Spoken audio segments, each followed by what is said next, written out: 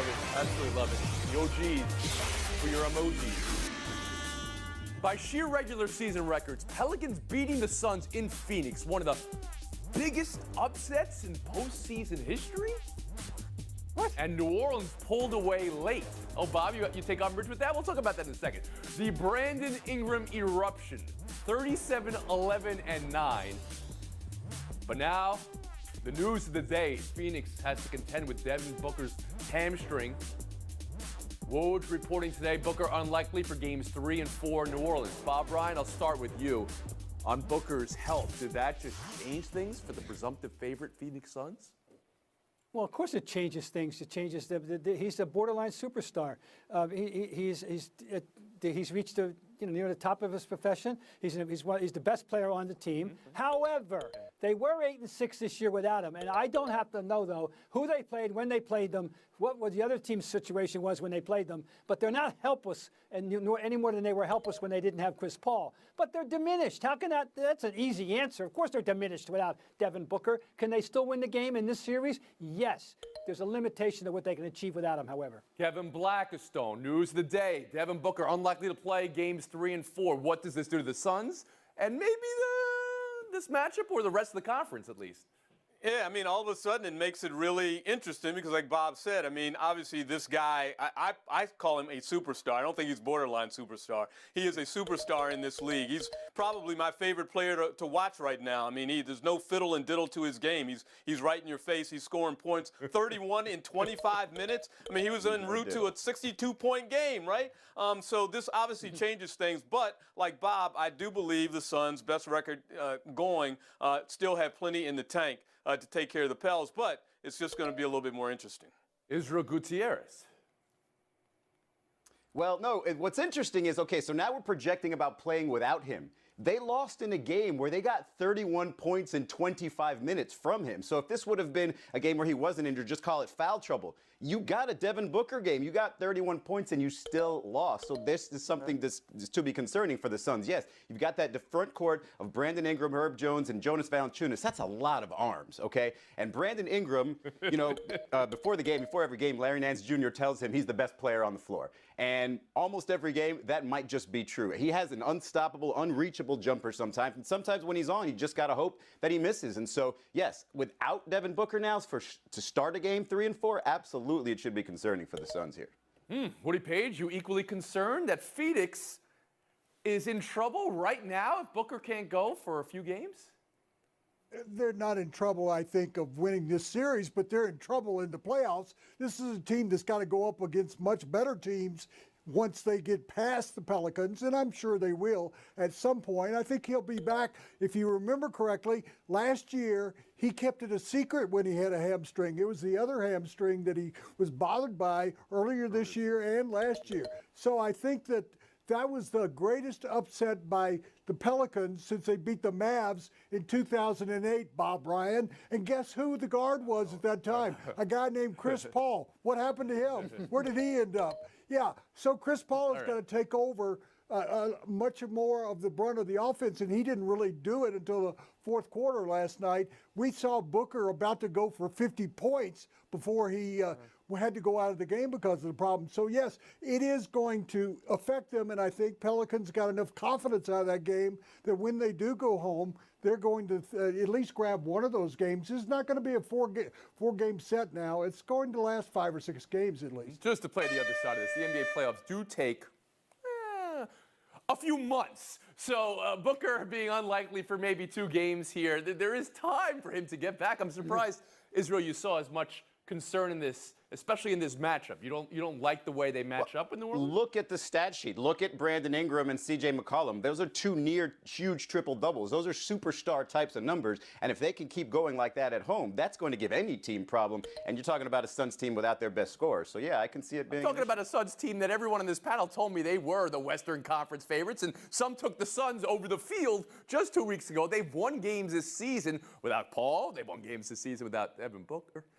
Bob, the point I was making about big upsets, I mean, this is a 28-win differential in the regular season. That's a matchup you don't often see in the first round because you don't have a 34-win team making the playoffs. That was my point, that this is as big as it gets, 28-win differential. Yeah, you don't see.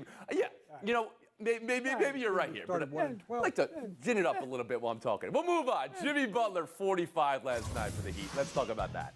Miami 2-0 on the Hawks. What is Kyle Lowry doing here? Honestly. Running down the court. What do you mean? For the game, fouls were 26-24, essentially even. But Trae Young afterwards, if the refs are going to let them be as physical as they are and not call fouls, I mean, it's going to be hard really to do anything.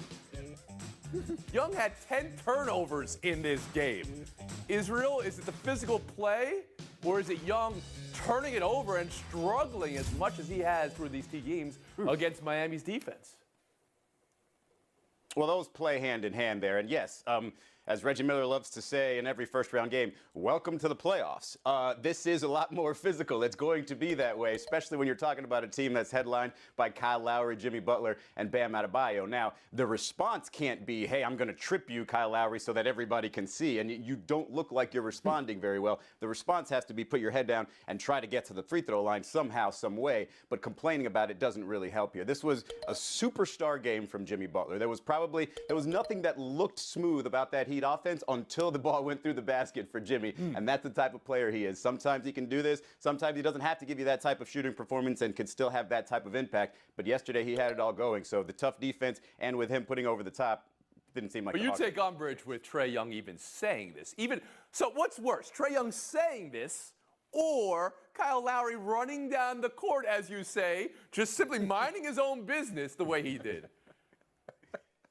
Well, Trae has a lot. He has a lot to complain about. That's fair. But again, it's the playoffs. These things happen. He's got to have other people sort of give him some relief. Bogdanovich tried it yesterday, but he doesn't really have much else help after that. Did not answer the question there, Mr. Gutierrez. Kevin Blackistone on this series.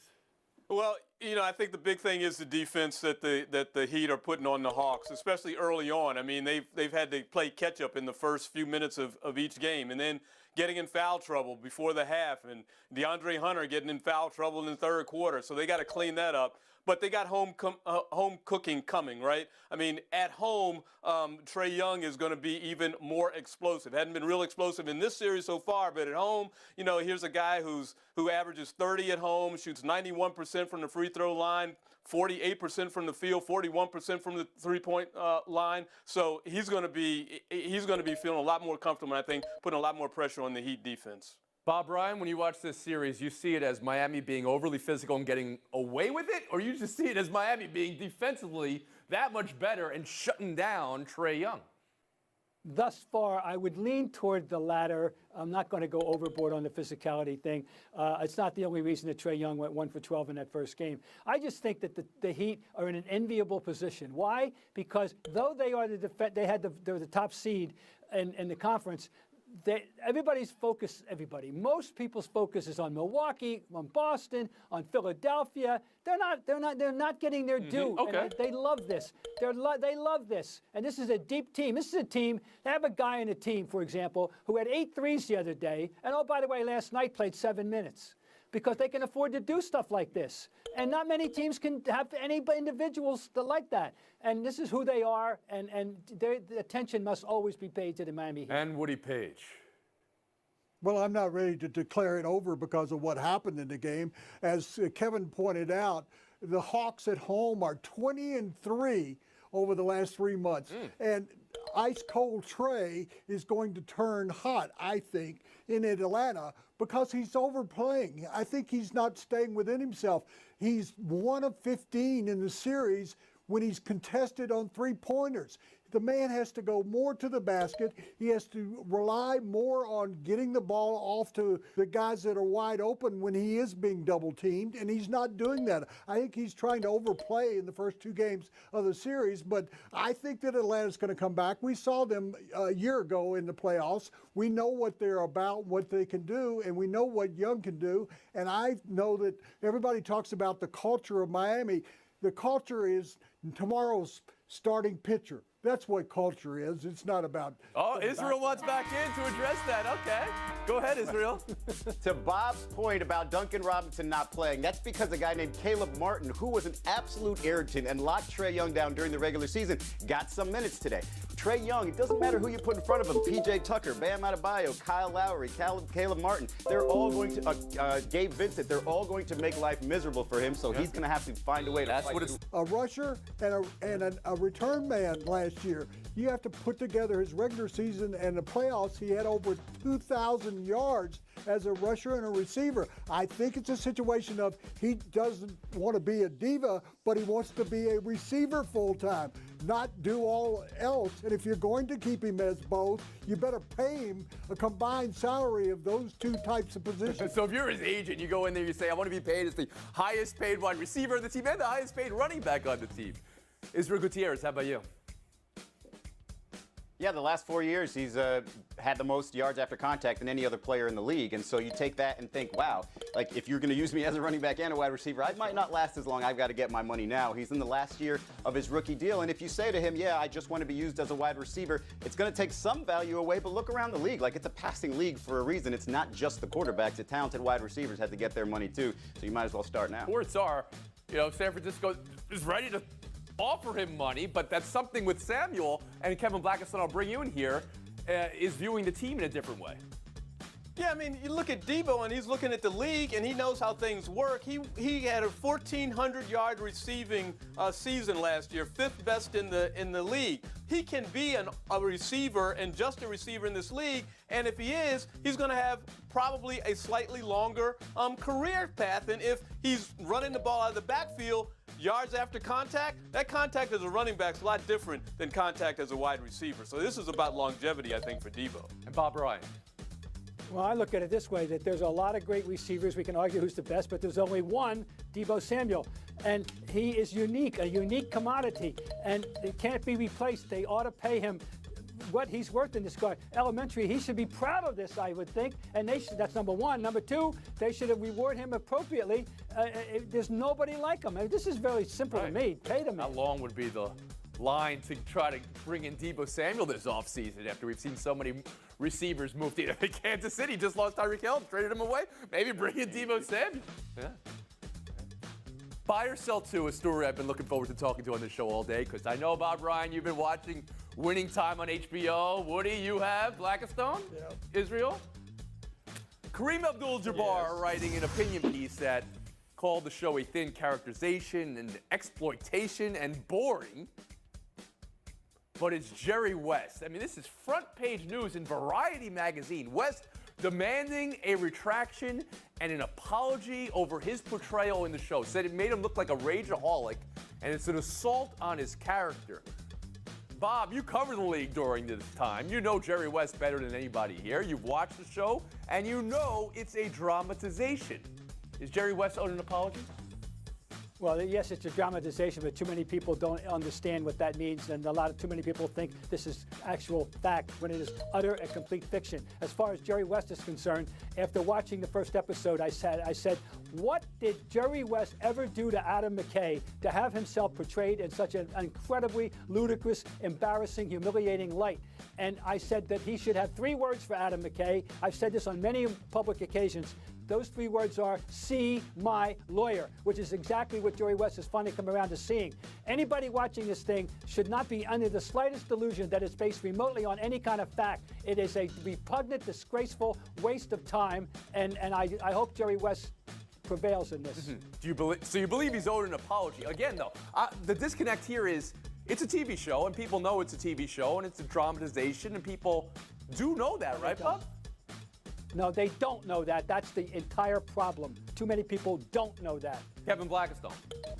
Yeah, Bob's absolutely right about that. I mean, people who did not see those Lakers, did not read about those Lakers, they believe that these are those Lakers, and maybe that's not true, but you're absolutely right, Tony. I mean, the dramatization part is the hard thing. You know, there was a show on this network, The Playmakers, which dramatized the NFL culture. NFL apparently didn't like it too much. All of a sudden, that went into the ether. So I understand the frustration of one Jerry West. Israel Gutierrez. Yeah, I mean, they clearly took some liberties with Jerry West's character. That's not the Jerry West that I had known or heard of. But, you know, I watch another show on Hulu called The Great, and it starts off by saying an occasionally true story. And that's kind of the way I go into this one as well. It's entertainment. You're sort of taking a character and sort of extrapolating some things that, you know, you thought might be there for him while he was this, you know, at this point in his career. But, you know, obviously if somebody's upset, hey, I would argue Larry Bird deserves an apology for that casting, frankly, because, woof. Don't get Bob Ryan started on that. Bob, have you got to the point where Larry Bird's in the show yet? No, but I've been warned. Woody Page. This show is based on a book by Jeff Pearlman, and I believe you know that book, Woody Page. You've read that book before. Yeah, I know Jeff, and I know the book, and the book is not what they're portraying on the screen. He knows that. It's been fictionalized. Why don't they just proclaim that at the beginning? By the way, Kevin, for you to bring up Playmakers, the show that I was in several years ago, that's not right. I was characterized. You lasted longer than the show, Woody. I think that's a good thing. Yeah. I was a clown, if you remember correctly. But I think that Jerry West is old. He's the logo. Really, that's the way you treat the logo of the NBA, a guy who was a genuine superstar? Jerry Buss's family should be upset. Kareem Abdul-Jabbar should be upset. It's a cartoon characterization of the Lakers. But it's not a documentary, I guess. That's what I think. Well, explain that. So, Bob, you haven't seen the upcoming seasons with Larry Bird, but you're ready. You've been warned, and this is another see my lawyer situation. You think? I thought the characters looked like. I mean, Kareem looks like Kareem. You know, I think they did great with Magic. Don't care. Done great with Larry Bird. Doesn't matter. History doesn't agree. Oh yeah, Pat Riley looks really good. You guys know these guys on a personal level. Not everybody is like you guys. Blackstone, Bob Ryan, showdown. On the assumption that the Celtics will continue to score against the Nets defense, on the assumption that Kyrie Irving will play well, but not 39 points well, and on the assumption that Kevin Durant will be vengeful and out for blood after going 9 for 24, I think the difference will be, can the Celtics hold him down enough? Over, under for him is 30. He gets more than 30, the Nets win. He gets under 30, the Celtics win. KB? Well, I will say you're onto something there. It's all about the Celtics defense, and I think it'll continue to stand up. I mean, that's been their calling card all season long. We know that that's been a spot that people doubted with the Nets, and they showed that on that very last possession. Double team Kyrie, forced him to make a really bad pass, and they couldn't win the game.